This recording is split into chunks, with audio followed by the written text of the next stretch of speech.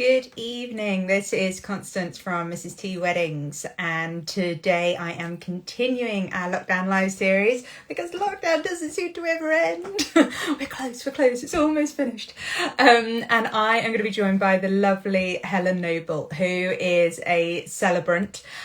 She's better known as being the Celebrant of Surrey, so I am going to be joined by her imminently, I believe. I'm just waiting for her to join. Now, I know that she's left the house, left the husband in charge of the kids, so she's in the office ready to join us any moment now. I hope all of those lovely mums out there had a day and managed to celebrate Mother's Day, even though it was probably a little bit different from how previous Mother's Days have been. And there she is. Hello. Hello. Oh, how are you? I'm all right. I don't need to press any secret microphone or anything like that, do I? Got you loud and clear with your gorgeous background. How beautiful is that? My wallpaper. Very good choice. Love that a lot. I'm just about to redecorate my office, so I'm spying everything. Well, way before lockdown hit, I just thought, I want to walk into my office, walk into something nice, so I walk into this. And then, of course, lockdown started and Zoom Life, and I was like, ta-da! You saw it coming.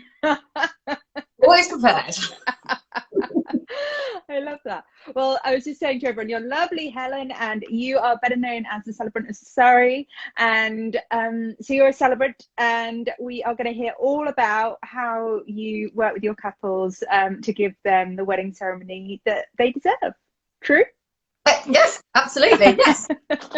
Great. Yeah. Okay, so tell us a little bit about, because we have spoken to some other celebrants before, so tell us a little bit about kind of, for anyone that hasn't been able to watch any of those lives, what a celebrant is, because I think it's a bit of a odd concept if you've never got married before or you've never been to a celebrant-led wedding, then you're kind of a little bit a lost as to what it means. So can you give us a bit of the lowdown on what it means? Sure. So a celebrant is 100% ceremonial. So it's not legally binding. We're not under a body of the council or of the church. We are a wedding supplier. Yeah. So we're chosen by the couple. We're with them from the point they choose us to the point they need us, and then beyond if they carry on needing us. Yeah. What's lovely for me is a all-round celebrant. I'm not just a celebrant that does weddings. So I do namings, what my brother said, oh, hatch, match, dispatch. And I was like, I might not use that as a tagline, but the romance in that, it's just amazing. So yeah, 100% ceremonial, which just gives you freedom. So in one way, it can be quite overwhelming because I'm like, I won't ever say, so what do you like? Because that's just going, what do you want to eat when you're hungry? You're like, I don't care, just eat me. I do want everything. Wrong time of day to be saying that. I can smell my roast chicken in the oven. No, that's the beauty of being down the garden. I literally can't smell the dinner cooking. So I used to, obviously, 7 years ago in the early days, I'm like, so what would you like? Because I've had a background in theatre. I'm so used to serving. I'm so used to having the artistic director and them going, here's my vision, here's production, look after the audience, make it amazing. Yeah. So actually, if you've never been married before, me saying, so what can I do for you is just way too overwhelming. Yeah. So exactly. I've over the years realised that, obviously an artistic director has a career in creating theatre. You're not practiced at weddings. Saying that, COVID brides are now, this is just a thing that keeps on giving. I'm like, well, we practiced it 3 times now. You're going to be a professional bride by 2022. I love that, the professional brides. Yeah, I was like, professional brides, but and I've got some brides that are on their 5th attempt. I do quite a lot of Anglo-American and overseas ones, and they the first message is like, hi, I suppose you can help, and you can just tell they're sinking. And I said, number, let's have a call. And they go, oh, I actually feel quite inspired. I'm quite excited. And I was like, but get married first. Get married. Go and get married. Do your legals. Yeah. because it then takes the pressure away. And also, once you Yeah. do the paperwork and you do the legals, you're like, oh, this is marriage. And I was like, you know, it's not my marriage dress. I'm not going to wear my marriage dress every day of my wedded life. Yeah. You know, wedding dresses, wedding magazines, wedding planners. Yeah. The best part of your wedding will be the front page of your marriage. So that's where I start. It's like the script writing. What's the story? What's the production? What's the motivation? You know, 10 years from now, people say, oh my God, did you see that show? Wasn't it amazing? Because it had a storyline, because it had oomph, it had gumption, it had heart and soul. So I go to like, you know, why did you ask? Why did you say yes? Yeah. And really getting into the details of why this is happening.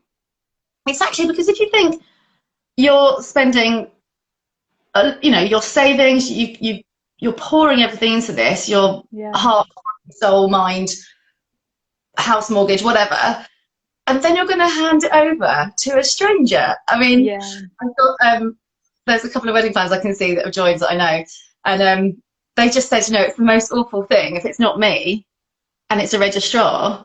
As a wedding planner, you just go, I'm not in charge of this bit. Good luck. And exactly, that's exactly it. You know, where when I talk to my couples, I'm like, I can get involved with every single element of your wedding, except if you go for a registrar, that element, that is 100% you. I can't book them. I can't decide who you're going to have. I can't make sure that you're going to get somebody that's the right personality for you. I can't get involved in any of that. And you're absolutely right. As a couple, you know, it's the one element, which is actually the most important part of the day, which you just relinquish all control if you go down the registrar route. Yeah. Oh, it's just mad. Yeah. And because I've seen it, you know, from many sides. Yeah. I just, you know, speaking to brides that had booked a registrar and a bit further down the road, it suddenly dawns on them that they've got no idea who that girl, female, man, whoever, in a suit with a post-it note, which bride have I got now?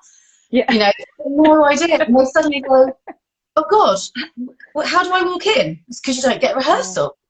Yeah, and I was like, you know me, you'll get rehearsal, we'll write the script together, I'll send you the script, I make you write the vows, and if you really, really don't want to write the vows, but then actually, from all the information you've given me, you've pretty much written the vows anyway, I've just contextualised it. Yeah, exactly. But you get the control, you get the artistic integrity, you get the quality, you get the rehearsal, and you get the choice. A registrar, exactly. And you get outside weddings because we're 100%. Yeah, let's talk about outside weddings, because I mean, you know, they're obviously gorgeous, but there's also very practical reasons that, you know, they're very popular at the moment. Space is what we all need at the moment, and flexibility of space is bigger than ever. So tell me a little bit about kind of how an outdoor wedding works from your perspective. Well, for me, it adds that extra amount of personality and that bespoke touch, because I do quite a lot of granddad's back gardens or, you know, family homes. So doing a garden wedding there, I mean, I did one 2 years ago now, obviously. And the bride had lost her mum a couple of years ago to cancer, but her ashes were in the garden in a water feature. So she was like, my mum there. I know, like, I cry a lot when I'm script writing. I love that. That's so sweet. But then she's like, well, you can have your mum there. We'll take the garden. And also there's a natural burial ground by me, and it's a glass pavilion. It's gorgeous. And another bride I've had, her dad was buried there, and she's like, I really want my dad to be there. And I was like, it's a nature reserve. And she's like, is that weird? I was like, people walk through a graveyard to get to a church. This is a nature reserve. No one's going to know. There's no headstones. There's no, you know, RIP etched into a tree. Yeah. It's lovely. So I've got that coming up. Oh, lovely. That'll be I can't wait to see the photos. Very. I've learned from our photo shoot that you need some attachment to the hair if it's windy. We did this photo shoot, and I think it was back in September, maybe. But it was, and we were by a lake. And when we first got there, it was beautiful blue sunshine. It was like the perfect day for a shoot, outdoor shoot. We were so excited. And then by the time hair and makeup was done, it was like a torrential, like every form of weather flying at us. It was horrendous how windy it was. And you were just sort of like battling your hair the whole time, you poor thing. But that energy, you get that from an outside wedding. And also with a celebrant, I've done garden weddings where the bride's uncle had had a stroke and was in a wheelchair and just hadn't quite got used to being slow. Yeah. And so he still thinks it takes him half an hour to get out of the house, and it takes him an hour and a half. Yeah. On the day, she was like, oh God, he still hasn't realised. And I was like, that's fine. That's fine. Yeah. So and because again, I'm used to holding a room from being a theatre manager, I just walk into the audience, the guests, and say, something is going to happen at 2:00, but that something is me. Yeah. You got the Helen show. No, pick up your applause signs. No, I feel like I'm in a boxing ring. No. Because they've got the caterers, and I've got because I'm a supplier and I'm used to managing contracts and that kind of stuff, I would have a suppliers meeting if they didn't have a wedding planner.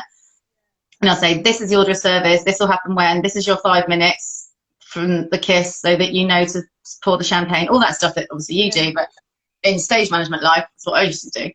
Yeah. So I'd speak to the caterers and go, look, so-and-so's not coming yet, but we know he's in a cab. We've tracked his phone. He's got 20 minutes, and half an hour now to wait. So I was like, we drink so many. Look at that. And it's fine. You've got that flexibility. But with a registrar, then you have a 20-minute window, and I am gone. It is so strict. It really is. Yeah, exactly. So no, it's great. And yeah, like you say, with that outdoor element, there's also, there's fun, there's space to play with, and there's more to talk about, really, isn't there? Because you've got all those elements around you which are more kind of, I guess, passionate and interesting than just a bog standard room. Yeah, but also it's live. If you're in a panelled room, that oak panelled room is going to remain very still and predictable. Yeah. Whereas if you're by a lake, in the flight path that the hotel venue hasn't told the couple, by the way, in the flight path. Oh no. That's when that comes out of the rehearsal. We have the rehearsal on site, and I'll be like, did you know about this? And they're like, no. Oh, that is fun. Really not fun. I've had to stop. We've had to say our vows. I mean, this was back when there was a flight every 32 seconds, to Heathrow, Gatwick. And so you just wait, and wait. And the videographer's like, what? I was like, because it was so close. Like the wheels were down. And then other times, the bride really wanted an outside wedding. It was a gorgeous venue called Loseley Park House. She really wanted the rose garden, but we got there and there was just this almighty cloud, and I was like, oh. And the venue manager was like, it's got to be inside. I was like, yeah, fair enough. Got everyone inside. And then the bridesmaids had arrived, and I was like, how far behind is she? And they were like, probably still another 10 minutes. And I looked at the sky, spoke to the venue manager. I was like, I know this guy, you know this guy. I reckon we're going to be okay for about an hour. I think that's going to blow over already. And I literally went inside and I was like, please be very British, pick up your chair. Pick up your own chair. It's in exactly the same place outside in the walled rose garden. And literally everyone was like, oh my God. I was like, you're going to make her day. Get up, move, go. Literally like carrying chairs. So but she came out of the car and I greeted her and I was like, we're in the garden. She's like, yes. Oh, amazing. Yeah, you certainly wouldn't get that with the registrar. I love that. So let's talk about, so there's lots of different elements of the celebrant-led ceremony, and people can choose what they want, right? So there's like the candle lighting, there's sand, gonna need you to take over now. Yes, there's lots of rituals. I like the sense of ceremony. I'm not massively ritual led, as in, okay, I won't necessarily go, oh, I know a great sand ceremony, or I'm fabulous at hand fasting, because I can do a hand fasting, but there's celebrants that fit that bag better. Right. I'm quite quintessentially English, Church of England culture. It'll feel a little bit like I recognise this rhythm and this Yeah.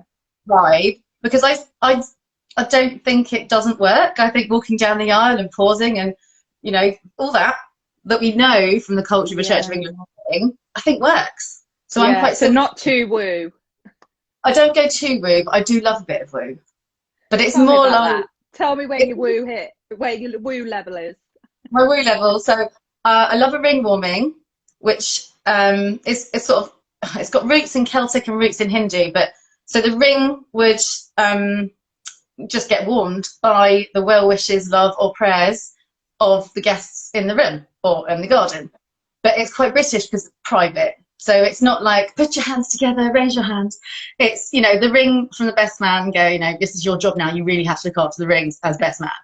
And she walks up the aisle and I say, welcome, welcome, welcome. We're going to start with the ring warming. As it makes your way through the guests and across and back up, just grab it, say a little prayer, say some good vibrations, whatever it is that you want to wish on them, as long as it's lovely and positive. Do so and work your way through. So then I do the morning, the hellos and the first reading, and by that time I go, I'm about a minute away from the ring warming, best man. How are you getting on? He's like, 2 rows to go. And then it comes to the top, and it's all just filled with love and good vibrations. I love that. Cool. But I like that. Yeah, that's good. I do love a ring warming. I quite like the unity candle, which you've seen me do. Yeah. So tell everyone about that. What's that for anyone that doesn't know about it? Candle.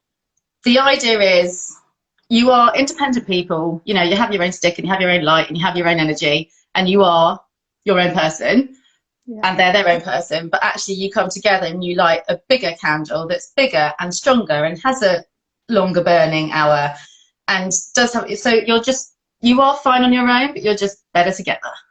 Yeah, so true. I love that. I think that's such a good sentiment to start marriage off on. It's a really good foot of, you're still an independent person. I walked down the aisle to Beyonce, I wasn't going to be, I was going to make sure I was still an independent woman. But at the same time, I really, I think that finding that value in your soulmate being the person that can just make you that little bit stronger and, together you're a real force. It's amazing. And as a marriage, it's really strong because you loved them for their own light and their own energy. And if you let their own light go off, then it's going to burn out. So it's about loving who they are and just making their flame brighter and stronger with you joining it. I just love the sentiment behind that. Oh, another one of them for that. Love it. I love romance. I'm not overly cheesy. I think that's 2 decades in this. I'm a bit cheesed out, but I do love romance. And then I do love You're not soppy, are you? You're not a kind of soppy person. You're quite matter of fact, but you do love the romance of it. I love the romance. I'm like I'm like a soppy pub landlady. That's a sales pitch. All right, Peggy Mitchell. No, but that energy, the banter, the dealing with whatever happens at the time, because anything can happen when you've got 30 to 200 people in a room or in a garden. The cat comes out, the dog runs off. I do quite a lot of, the dogs come along. I've had massive Great Danes, and then the owner of the venue was her friends, something, and the cat had escaped, and you're like, oh, hang on a minute. I love it. But I do like a gin and tonic ceremony as well. A gin and tonic? Tell me, what's that one? Well, I know what gin and tonic is, clearly. So I do a kind of toast ceremony. And again, that's come from being inspired from the church ceremony, whereas at the end of a church ceremony, the vicar would say, whatever they say, and then they say, but you, the friends and family, have been invited to witness, and you are here to support them. Yeah. Do you support them? And then the congregation should say, we will, and we do. Yeah. And after that energy, especially now, because if you've been invited, that's a privilege. Bother to RSVP. Yeah. That's the privilege. You're a chosen few. Don't not RSVP. And when you come, come with a good heart and come with good intention, because otherwise I don't want you to come in the ring and you're not going to get a cheers. Yeah. I'll tell you off. No. That bland lady. The champagne, yeah, there's a bar lady. So the champagne ceremony I quite like. It's a cheers, and it's just the symbolism, you know. So the champagne is bubbly, and it has to be kept at a certain temperature. And the only reason it's bubbly is because it was quite chilly when it was made. And you know, you could be frosty at the beginning. That works if they didn't hit it off straight away, because you know, so and so's brother, or you know, if it hasn't just been love at first sight and it started off a bit frosty. I was listening to Chris Evans this morning actually, and he was saying the reason champagne was because their wine was so cold in the north where champagne is. As it fermented, it started to bubble, and people were like, oh, your wine's bubbly, and then they were like, your wine is champagne. We're going to embrace this problem. Exactly, you know. So actually that's quite a nice story for putting the symbolism champagne as a toast. If it had started off a bit rocky or a bit frosty or unrequited love, and they kept going, please will you get out of me, and eventually they're all right then. You know, champagne's quite a good one for that. But then gin and tonic's good because you've got the bitterness and then the nice tonic and the juniper berries. You know, that's where the pub bit comes in. I quite like the story of drink and the symbolism between wine and breaking bread, and a wine ceremony, red wine, white wine, pour it together, have rosé. I don't tend to do that. I'm like, just pick a nice rosé. Yeah, exactly. So does everyone get a drink while this is happening? Well, or is it the bride and groom? What? I'm not sure where we're at there. The way we've done it in the past, I say we, as in me and my couples, Yeah.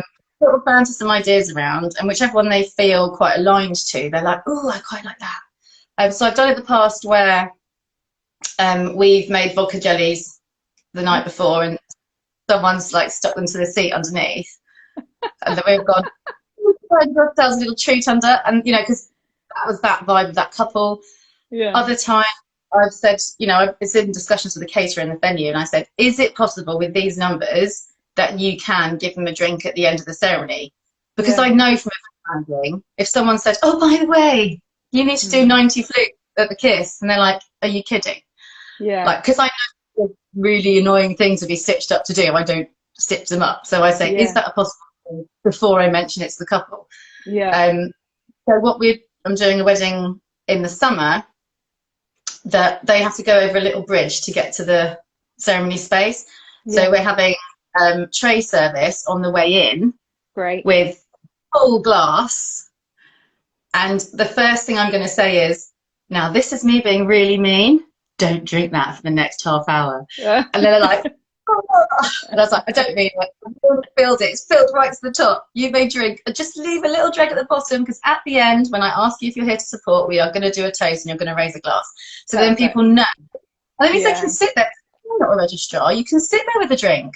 So everyone's how nice is that in the garden? Perfect. It's the perfect summer's day. Sounds ideal. Take me immediately.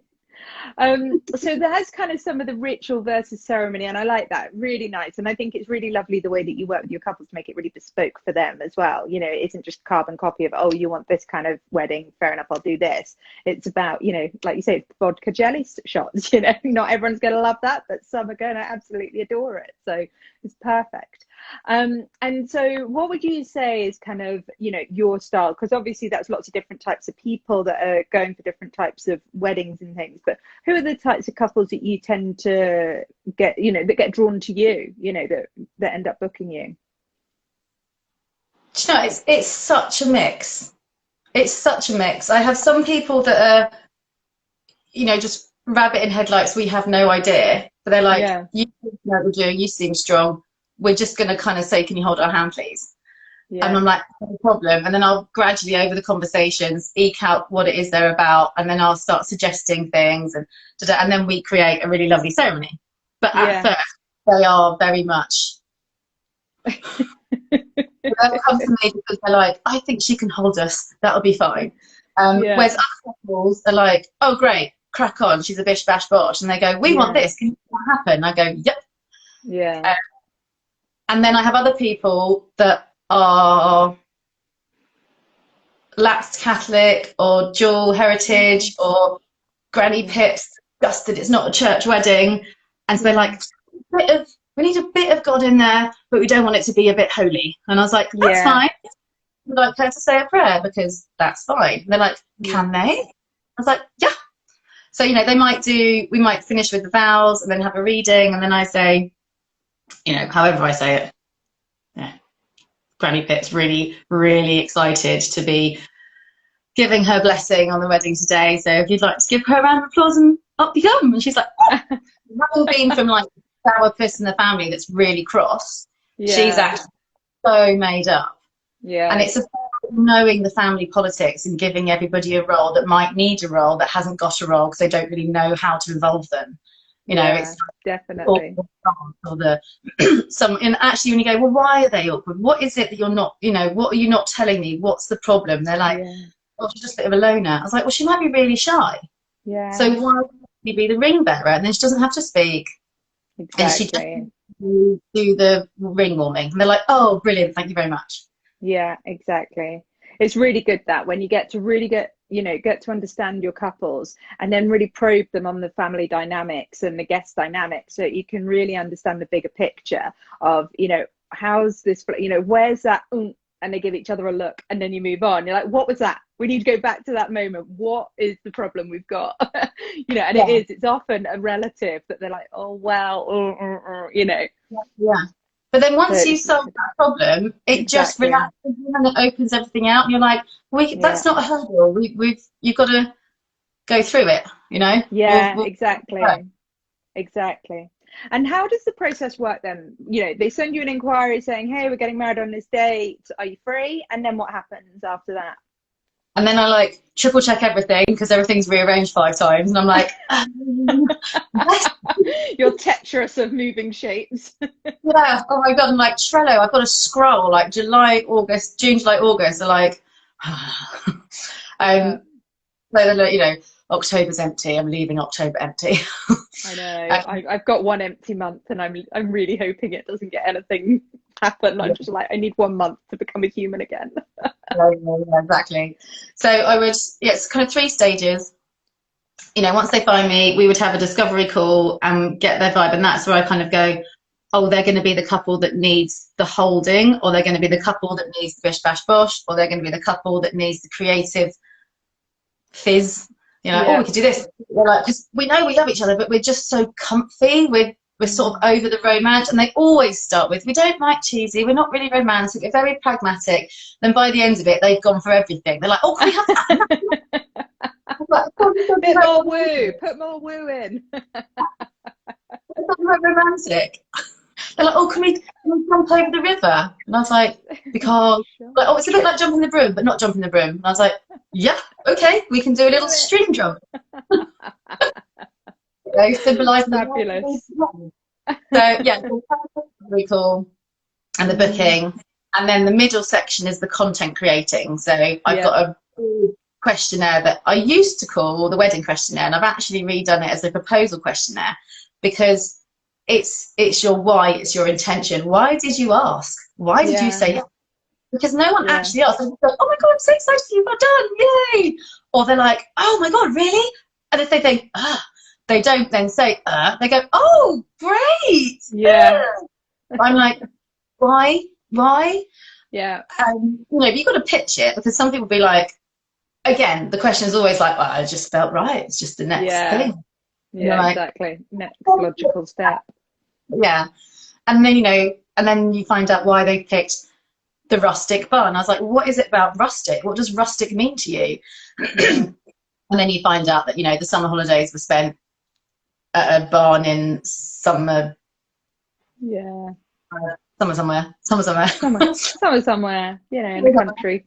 Yeah. And it just makes it feel young and dangerous because they're allowed to play alone, you know, like without adults. I was like, okay, so actually rustic barn means freedom to you. And exactly. Yeah. And I was like, okay, so now we know that's what you're about. What about you? And they're like, oh.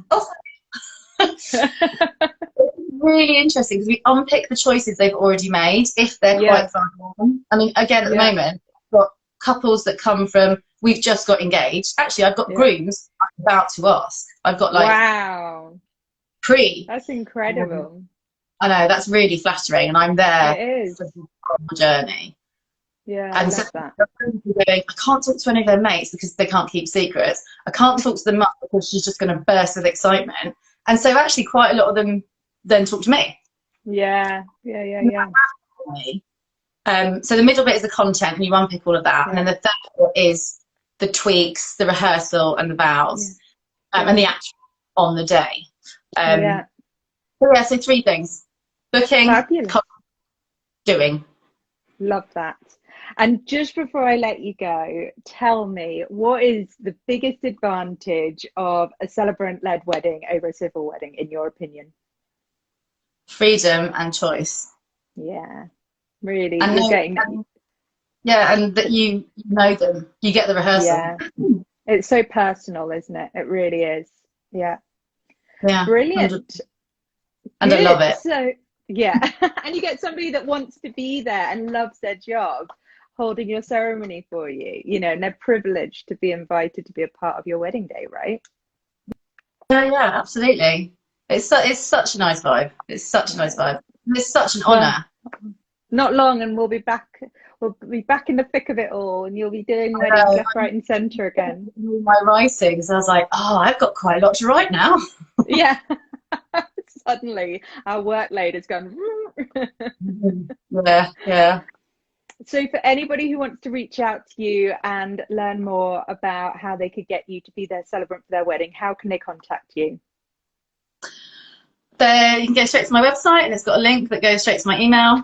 But I'm because it's a mum of 3, this, that, and everywhere, and I'm also, because I'm a celebrant of life at the moment, I'm still on funeral watch. So I'm out in the daytime a lot. So at the moment, my job tends to be like 10 till 1 a.m. So the instant, like the Insta and the WhatsApp and the email inquiries, definitely. Or just pick up the phone, and don't be freaked out if it's 10:30 at night. I'll be working. The sad truth, the sad reality, working mum. Yeah. Oh, well, look, thank you so much for your time this evening. You've been an absolute pleasure. I think you win the award for the best background of any of the lockdown lives. So well done for that. I will design still credit for that. It's a good place for thing. Perfect. Right. Well, thank you so much. Thank you to everyone that joined us. And Helen is Celebrant of Surrey on Instagram, so head on over, give her a follow, and you'll get to know her really well. She's really good at doing reels and lives, or you know, you're on camera a lot, which is good because it means people get to know your personality. Yeah, Wednesday night lives I do. Perfect. And the wonderful Hester's just done a beautiful film of you as well. I saw on her stories. You just sent it. I was like, thank you so much. It is beautiful. Oh, really good. Really good. The ceremony wasn't like the best picture, and I was like, fine, I'll let you off on her live. Do you remember? She's that's true. I'm a ceremony. Oh, brilliant. Right. Okay. I will leave you to have a wonderful evening with your family. Thank you to everybody, and have a great week. Thank you so much. Thank you. Bye.